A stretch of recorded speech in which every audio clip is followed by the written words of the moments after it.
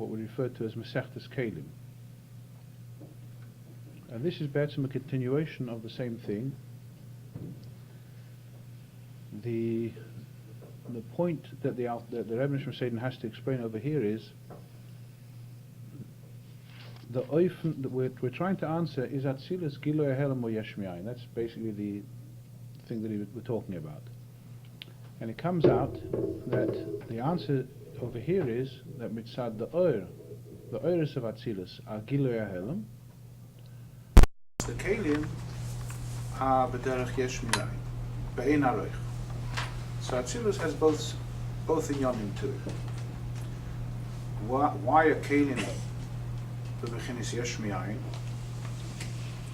Because they are inyan of Gvul, b'derech ein aroich. So this point of ein aroich of Kelim is what the Rebbe Shmuel is trying to explain over here. First of all, last time we discussed how bechlal the koyach hagvul, the shirish of the kelim, comes about. In order for the whole inyan of the koyach hagvul to come into his galus, to come to pu'ula, is through the tzimtzum. We know that when was niskala the koyach hagvul, the reshimu, it was niskala through the tzimtzum. That means even though the koyach hagvul is also a koyach of Ein Sof, just like the koyach of bilti, both are koyachs of Atzmos. Nevertheless, the Seder is that the first thing that was niskala was the koyach of bilti, the Ein Sof, and in order to be nigala the koyach hagvul, you had to have a siluk of the Ein Sof. And when it was nistalik, the Ein Sof was niskala the reshimu, which is the koyach hagvul. Now, we started to speak about this last week as well. The reshimu itself is only a koyach to make gvul, but it's not going to do anything because it's a koyach atzmi. We gave an example last week, like for example, the earth. The earth has the koyach to grow things, but it's static. It doesn't do anything unless you plant something. When you plant something, you will earn the koyach to come out, and it has a tree, and from the tree it will bring out the peiros at the end of the tree. Similarly, the koyach hagvul, which is the reshimu, is not going to do anything. It's a koyach to make kelim. But in order to make something, you have to have a koyach hapoel, something that's going to be active, an active koyach. So what's the active koyach? That's the kav. Kav is oyer is hemshech and gilui. The kav, when it comes into after the tzimtzum, the Michoel, the kav comes into the Michoel, it passes through the reshimu, it passes through and takes with it the koyach hagvul. And now the kav has also kelim. So first of all, the first thing we see, this is what he's talking about in Sif Tes, in Perik Tes. The first thing we see that the whole inyan of koyach hagvul comes through a richuk. What says through a richuk? Through the fact that the Ein Sof went away. Then was niskala koyach hagvul. So there's a hafroda, so to speak, between bli gvul and gvul. The only way you're going to get to the koyach hagvul is if you take away the bli gvul. Like we gave an example. We gave an example last week. If you want to see the country under the sea, Kamayim Liyom Machasim, you have to take away the ocean. You'll see there's a whole country under there. But the Vaila, the koyach hagvul is nelam. Kamayim Liyom Machasim. After you take away the oil, then it's nizgal of the koyach hagvul. Says the only way the koyach hagvul comes into his galus is through richuk of the Ein Sof. So that's when it gets to the koyach hagvul. Now we're going from the koyach hagvul to the kelim b'poel. How do you go from koyach hagvul to kelim b'poel? So we say it has to go through the kav. You need the kav to go down and make the kelim b'poel mamish. How does the kav make the kelim b'poel mamish? Also b'derech richuk. This is the whole teichen of this sif. The way the kelim come out from the kav is also b'derech richuk. So how does that work? So we now have the kav coming down, has the koyach hagvul. How do you get the kelim to come out from the oyer hakav? So this is where he talks about something which is not discussed that often. Actually, I think the mocker is from Shiur, from the Mittel Rebbe, from the Baal HaGeula. He talks about the inyan here from Eitz Chaim of Pegias oyer yosha v'oyer chayzer. Which in simple language would mean, in Gashmistic terms, it would mean friction. When there's friction, sparks fly. So when you have friction between the oil makif and the oil pnimi, oil yosher and oil chayza, so there comes off nitzoitzes. So in other words, that's how the kelim come about. There's the oil that wants to come down, and then the oil wants to go chayza back up. And because of this friction comes out the oisius fall away. The mashal he gives over here is different from the usual mashalim we usually find about Rav and Talmud. Usually we have a mashal of Rav and Talmud. Here it's a mashal of two people which are mafalpulim zeh bazeh. And one person says a svara, and the other guy attacks him, and he has to give a svara to be deicha the question. So he gives a small svara. That's nicht kasha. He sends them away with a svara. Where did that little svara come from? From the friction. You started disturbing his pilpul. He's trying to say this tremendous chiddush of his, and you're asking questions from here and from there. It's disturbing his thing. It creates a friction. So he has to give svaras to be deicha all the things. So these svaras, tanas, are like oisius. They're like nitzaitis which are coming. So similarly, the kav gives out the inyan of kelim. In the next sif, he calls it, actually quoting from the Rikanti, he actually calls it hisnoitzetzus. He says it's really the same thing, hisnoitzetzus.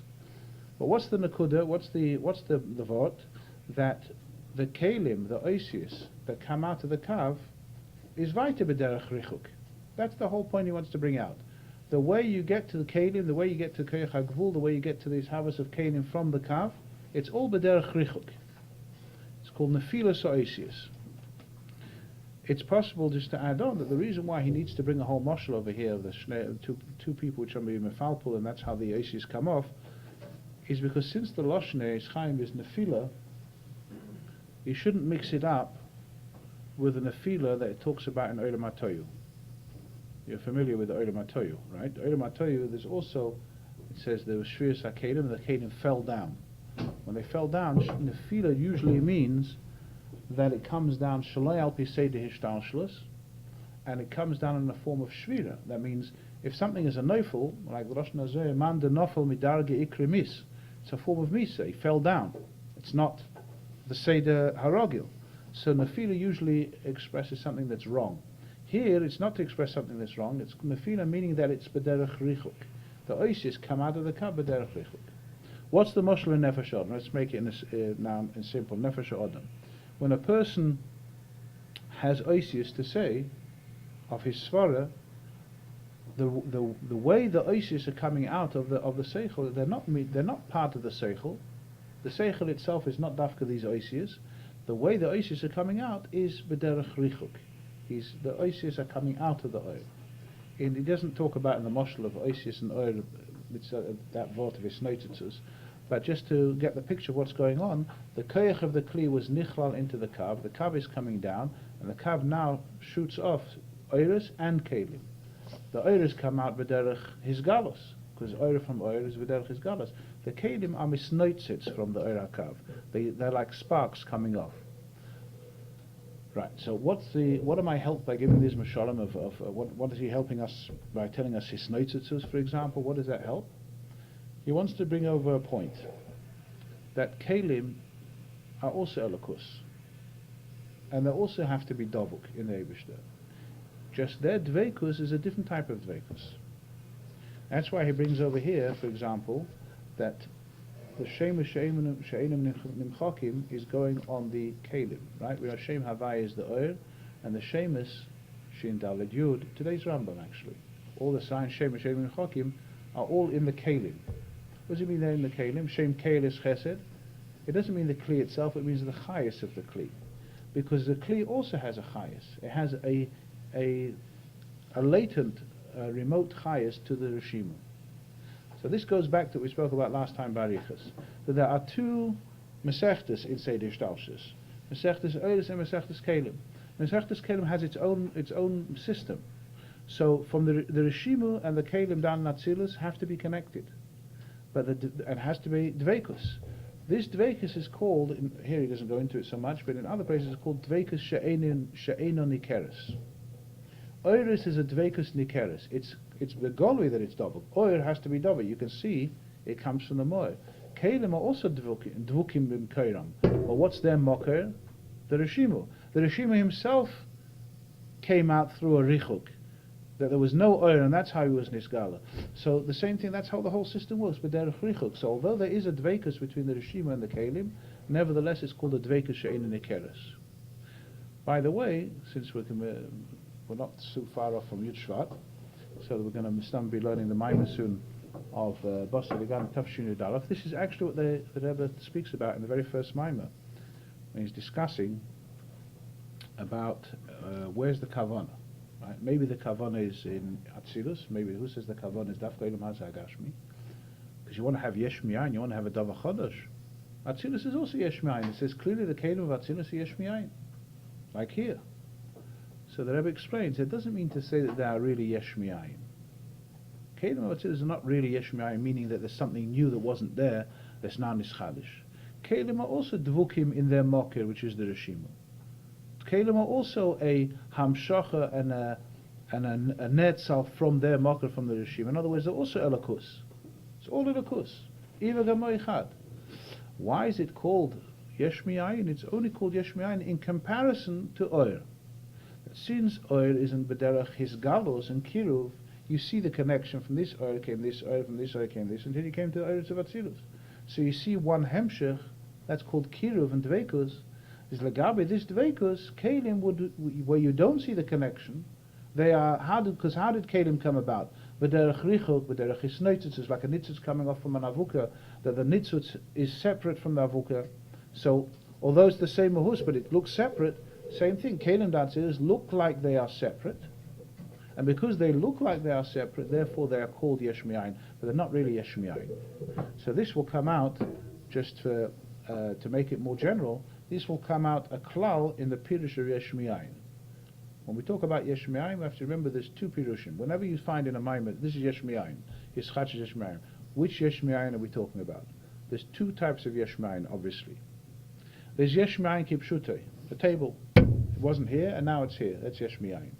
That pirush of Yesh is a Yesh Nivra, and also Yesh that his margish is himself as a Yesh. He's nearer li Yesh.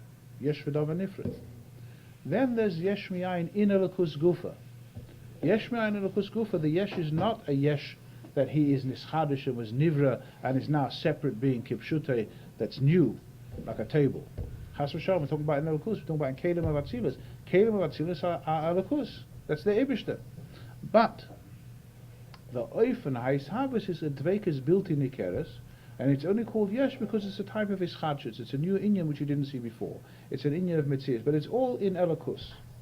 So always remember that when it talks about Yesh MeAyin, and that's also the point in Basiligan in Perikei, that although you're going to say that it says in Atzilus is Yesh MeAyin, obviously it's not the real Yesh MeAyin. It's only Yesh MeAyin b'yachas to oil, but the Emerson is not really Yesh MeAyin.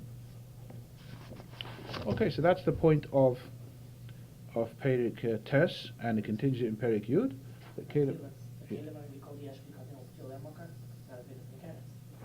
It's a dveikus bilti nikeres, but they are elokus. They're not another mitzias. There's no yeshus in Atzilus. Why are they called Yesh? Because Yesh doesn't mean hargoshus a Yesh. Yesh there means Yesh v'geder. Like it's a Yesh, it's a geder. Like here, oir is poshut, has no tzia, has no geder. And here you have something, a chefza. It's a chefza of chokhmah, it's chesed, it's got a certain description to it, a certain geder. So mitzvah that we call it Yesh. The truth is, you can also find madregas in oil which are called Yesh. The Alter Rebbe in Rosh Hashanah says that the kav is Yesh MeAyin, and the whole arichas in Samachov to try and explain that. Why would it be called Yesh? B'yachas to lifnei atzimtzum, this is going to be called Yesh because it's come out from that bittul that it has out there kedem atzimtzum. So Yesh MeAyin that's even a third way you can talk about Yesh MeAyin. Even in oil gufa, that it comes from low mitzias to mitzias, it comes to a more of a, even in oil, a certain type of geder. So therefore, Yesh MeAyin is, like all things in Chassidus, it's relative. Zvensach v'meret. Lagabi this or lagabi that. But the real Yesh MeAyin of a Yesh Nivra, that only starts in Biyah, in Olam HaBriyah.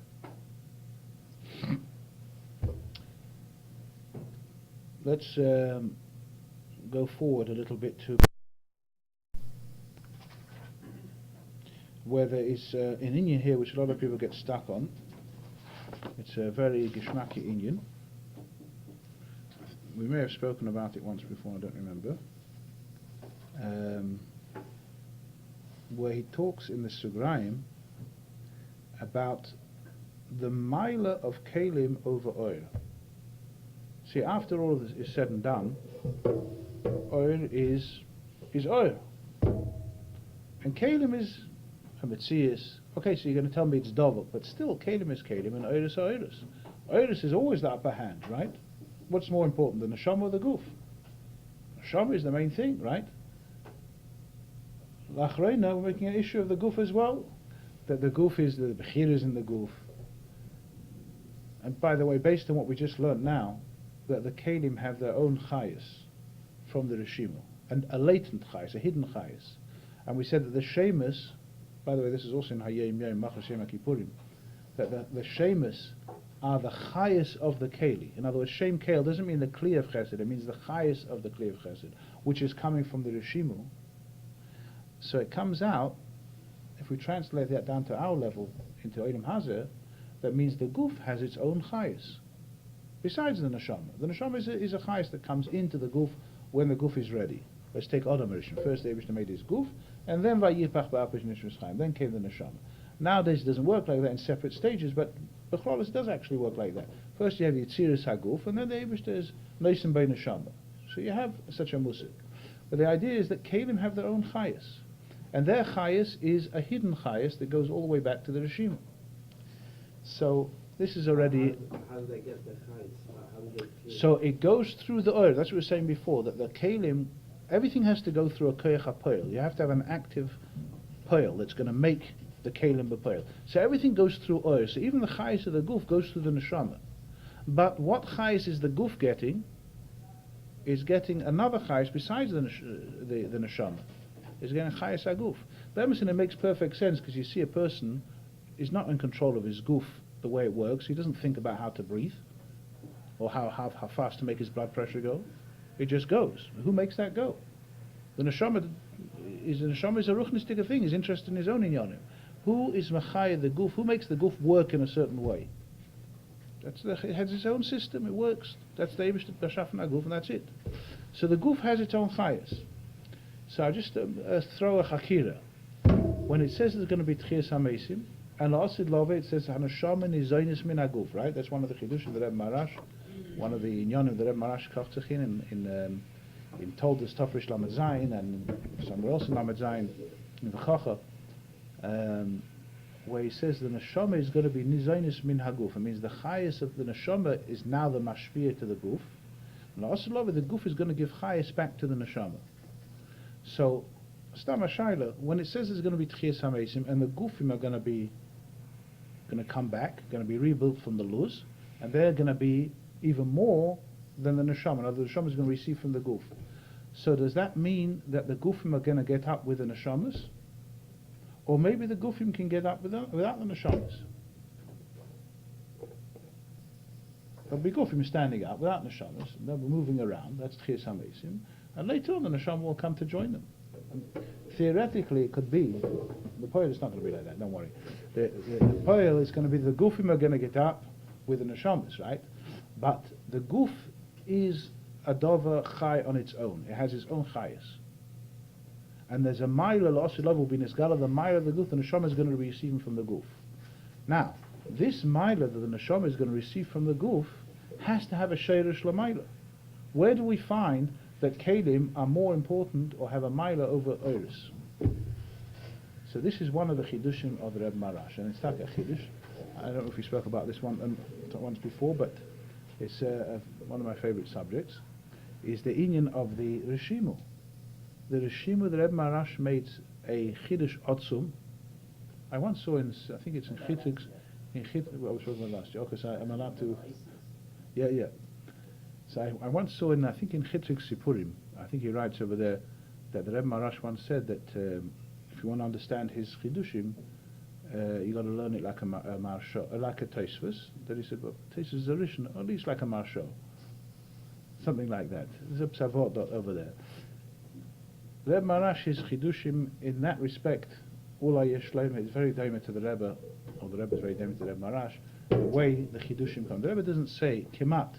At least in the early years, the Chidushim is like Derech Hagav. The way he words the same Maimah, and he just says it one line differently, don't like the ganze Chiddush. It's about Havlo. It's like you can say the same thing, but when you say it in a certain way, it has a whole new meaning to it. He said the same thing. No, he said the same thing, but he said it differently. And when he says it differently, it comes out a chiddush. So that's the whole. So Reb Marash wrote a Hagor on a Maimah from the Alter Rebbe, which has a Hagor from the Tzemach Tzedek. Now I'm sure you all went through the Chassidische Parsha and Parshas Noach. So you'll find there's a Maimah Parshas Noach in Torah Ohr, that towards the end of one of the Sifim, he talks about the Kav and the reshimu. And he says, the Alter Rebbe finishes off the Sif by saying that it comes out that the reshimu is Bechina HaKeleles, which is higher than the Kav. Kav is an Ohr Pnimi, and the reshimu is Bechina HaKeleles, whatever that means. Immediately there's a Hagor from the Tzemach Tzedek, Tzorech. What's a Tzorech? Always the Kav is higher than the reshimu. Ohr is always higher than Kelim. The Kav is a shtickle Ohr himself. The reshimu is only leftovers from after the Tzimtzum. Who's higher, the Kav or the reshimu? And from here it comes out the reshimu b'chinach hakeleles, which is higher than the Kav. That's the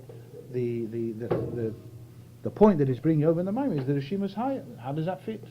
And then the Tzemach said it quotes from nikeres HaKodesh Siman Chaf, where there it says that the Kav goes into every single olam. Ha'ara da'ha'ara reaches even to olam hazar gashmi all the way down. So it's also b'chinach hakeleles. Wherever you go, you're going to have Ohr HaKav. That's a pshat va'atem achaya es kulam. That is, he's giving chayes to every single nivra, even down to the lowest nivra in Olam Hazeh Gashmi.